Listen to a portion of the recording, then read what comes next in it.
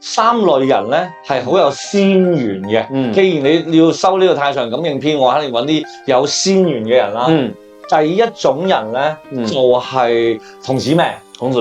童子命，因為你本嚟係天上嘅神仙，或者係地上面去護壇嘅人。咁啊，你由於曾經犯咗啲錯啦，所以就跌落凡間。係啊，貶落凡間嘅。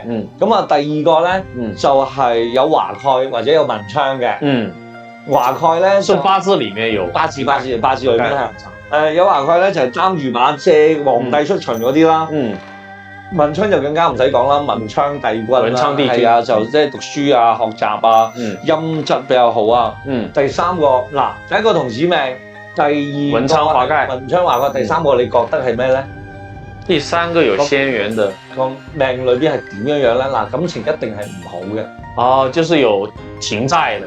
係乜嘢咧？嗰個神煞究竟係乜嘢嘢咧？是不是叫什麼紅鸞啊？唔係，叫做魁罡，魁罡命。